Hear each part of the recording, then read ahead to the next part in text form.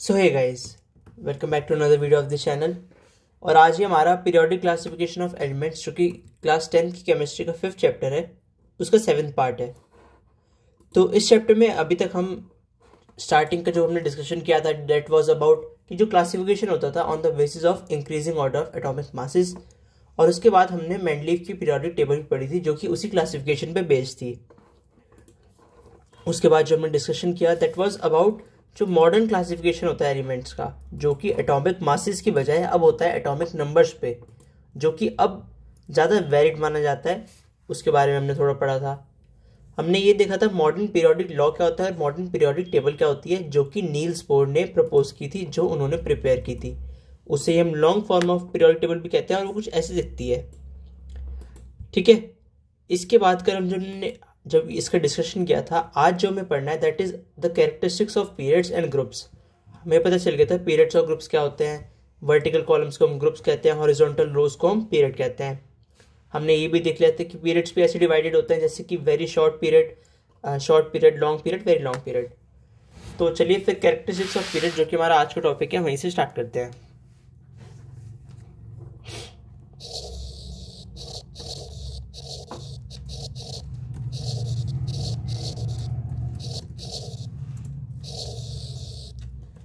Periods के characteristics.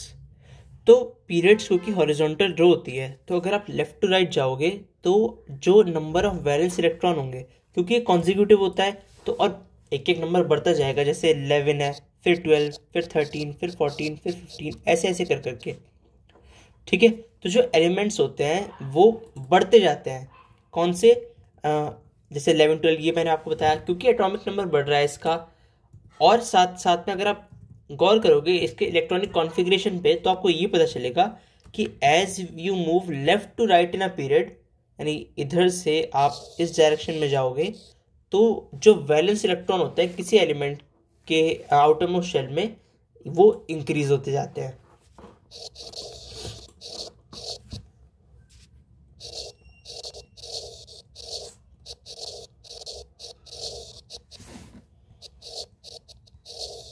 और increase होते हैं 1 to 8 नंबर्स तक। ठीक है, ग्रुप में हम जो डिस्कशन होगा वो थोड़ा उसके बाद होगा। अभी हम पहले पीरियड्स के कर लेते हैं कि ग्रुप में कैसे चेंज होता है, वो हमारा बाद का टॉपिक रहेगा। अब अगर मैंने जो एग्जांपल दिया, एटॉमिक नंबर यहाँ पे आपका गिवन है, 11 हो गया, 12 हो गया, 13 हो गया, 14, 15।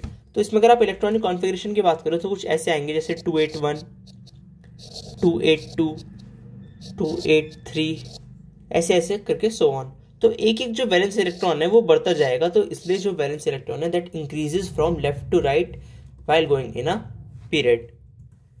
ठीक है, अब नेक्स्ट चीज आती है हमारी वैलेंसी।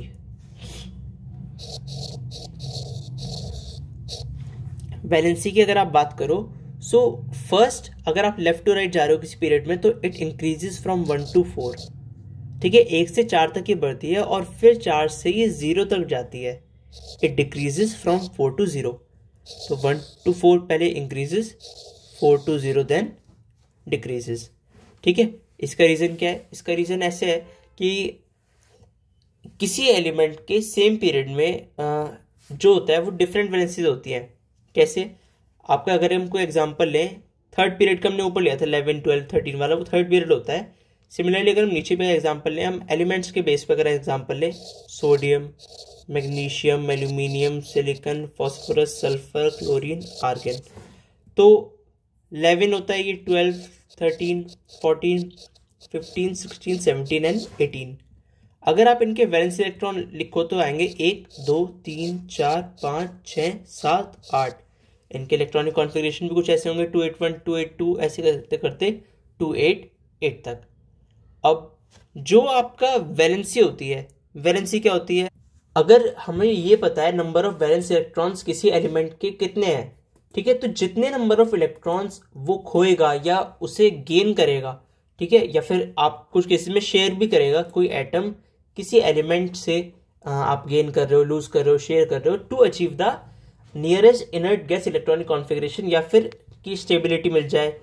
तो इनर्ट गैस इलेक्ट्रॉनिक अरेंजमेंट के लिए या फिर कॉन्फ़िगरेशन के लिए जितने इलेक्ट्रॉन्स को वो लूज, गेन या फिर शेयर करेगा, उससे हमें मिलती है किसी एलिमेंट की वैलेंसी। अगर हम सल्फर की बात करें, इलेक्ट्रॉनिक कॉन्फ़िगरेशन इज 286। ठीक है, तो अब अगर आप बात करो यहाँ पे कि 286 क्यों आया, क्योंकि 16 इसका एटॉमिक नंबर, तो अब 6 आ गया और 8 होते हैं हमारे जो ऑक्टेट बनता है to achieve the nearest inert gas electronic configuration. तो 8 - 6, इसे 2 इलेक्ट्रॉन और चाहिए to achieve the nearest electronic gas configuration, ये इनर्ट गैस कॉन्फ़िगरेशन। तो इस वजह से इसकी वैलेंसी हो गई 2। तो सिमिलरली ऐसे ही क्लोरीन की होगी 1, आर्गन की 0 और फॉस्फोरस की 3, सिलिकॉन की 4, एल्यूमिनियम 3, 2, 1। ठीक है, तो ऐसे डिसाइड होती है कि कैसे वैलेंसी आपकी किसी एलिमेंट की चेंज होती है from left to right while going in a period. ठीक है, नेक्स्ट आता है आपका साइज ऑफ एटम्स।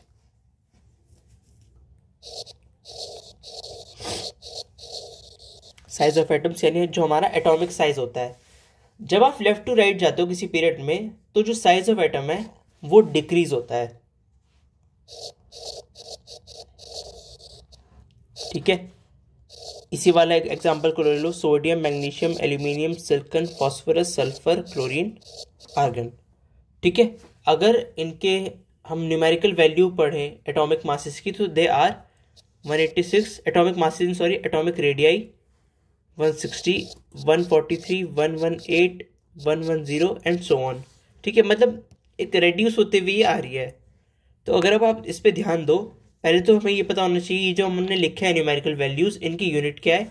इनकी यूनिट होती है इन पिकोमीटर। ठीक है, स्मॉल p और स्मॉल m। पिकोमीटर क्या होता है, 10 to the power -12 metre. 1 picometre is equal to 10 to the power -12 metre. अब एटॉमिक रेडियाई इनकी डिक्रीज होती जा रही है from left to right while going in a period. उसका रीजन क्या है, तो जैसे आपका कोई एलिमेंट है, उसका अगर एक एटम है तो एटम में अगर आप लेफ्ट टू राइट जाओगे तो एटॉमिक नंबर बढ़ता है, ये पता है हमें। अब एटॉमिक नंबर बढ़ने का मतलब है उसका प्रोटॉन और इलेक्ट्रॉन का भी नंबर बढ़ रहा है, क्योंकि वही आपका एटॉमिक नंबर होता है। अब क्योंकि वो उसका नंबर बढ़ रहा है, यानी कि जो न्यूक्लियस होगा वो एक तो ज़्यादा पॉजिटिव चार्ज होगा उस पर और वो इलेक्ट्रॉन्स को ज़्यादा तेज़ी से अट्रैक्ट करेगा। ठीक है, क्योंकि अट्रैक्शन बढ़ जाएगा तो इलेक्ट्रॉन न्यूक्लियस की तरफ खींचा चला जाएगा। तो क्योंकि वो अट्रैक्ट हो जाएगा तो उसकी पोजीशन यहाँ हो जाएगी, यहाँ हो जाएगी, तो यानी उसका डिस्टेंस कम हो जाएगा। ठीक है, न्यूक्लियस से। अब क्योंकि उसका डिस्टेंस कम हो जाएगा, जो आपका आउटर मोस्ट इलेक्ट्रॉन है और वो पुल हो रहा है बाय द न्यूक्लियस, तो इसलिए जो साइज ऑफ एटम होता है इट डिक्रीजेज। तो किसी भी पीरियड में आप बात करो तो लेफ्ट टू राइट जाते हुए जो एक्सट्रीम राइट पे होगा उसका सबसे छोटा होता है साइज, और वाइल जो लेफ्ट पे होगा उसका सबसे बड़ा होता है साइज। उसका रीज़न यही है कि क्योंकि चार्ज उसका अट्रैक्शन बढ़ जाता है तो साइज डिक्रीज होता रहता है, एटॉमिक रेडियाई डिक्रीज होती है।